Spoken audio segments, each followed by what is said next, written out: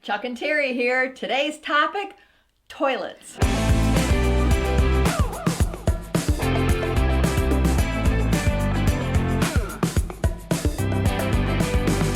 There are a lot of options out there related to toilets. You have the black water systems, which there's the fixed systems with the hose you have to empty out. There's the cassette systems. We had 20 years experience with the cassette system. I had to pull that thing out and dump it, just a smelly mess.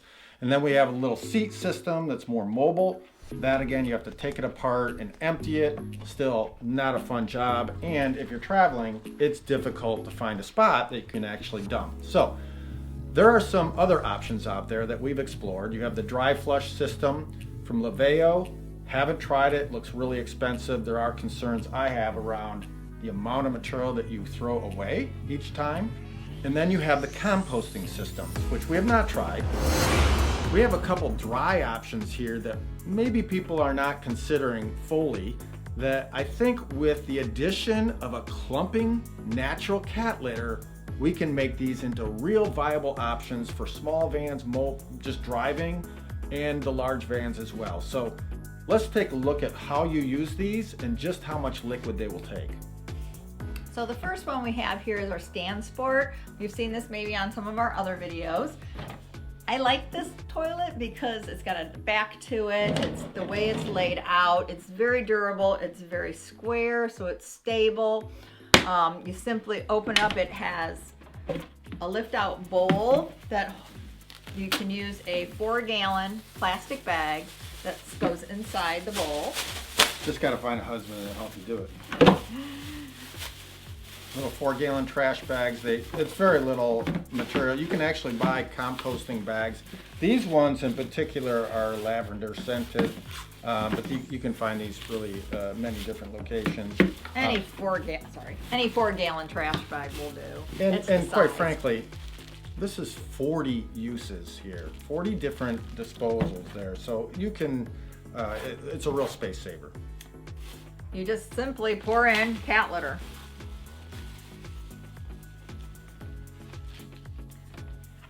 Close the lids. And in the back here is a storage compartment that also holds your extra bags and some toilet paper. And I also put extra litter in there as well, so I always make sure I don't run out. You can fill this up pretty far and get a lot of uses out of it. But I'll tell you what, as a guy, you want to be careful just how full you get it because you can't get stuff like that happening. So at any rate, this can handle a lot of liquid. So we have a gallon of liquid here. And what do you think? Maybe pour half of it in? Let's take a test. That's a mighty big bladder.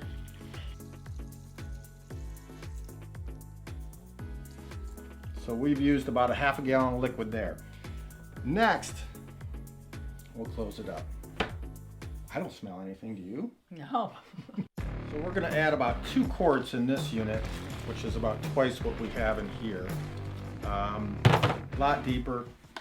And we are going to try an entire gallon of liquid. A little warm. What's in here? Here we go.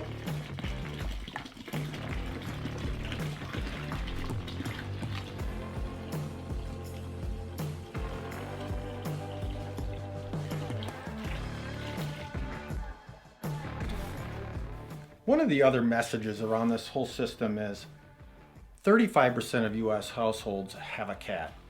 And we have no issues with having a system like this for our cats, but somehow it's a little bit hard for people to think about using this for people.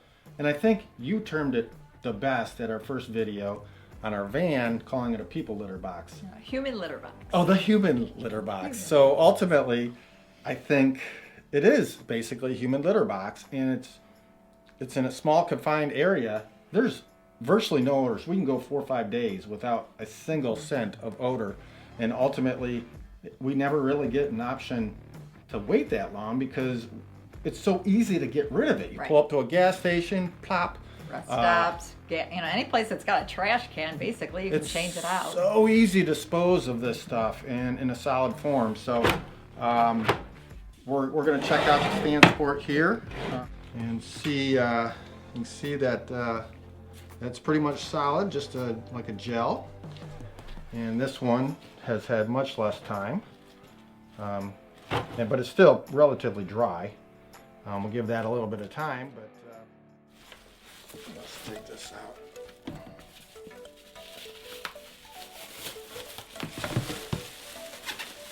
There is no liquid at the bottom of that, none. Zero liquid. That is a solid mass. We probably could have gotten more liquid in there. I would say that we might want to try a gallon. It's so easy to take care of this and dispose of it. This one probably needs a little bit more time, but we just put a whole gallon in there. Let's take a look at this one. Again, this one's only had about a minute. And, obviously a lot heavier. And we have zero liquid in that. It is all solid.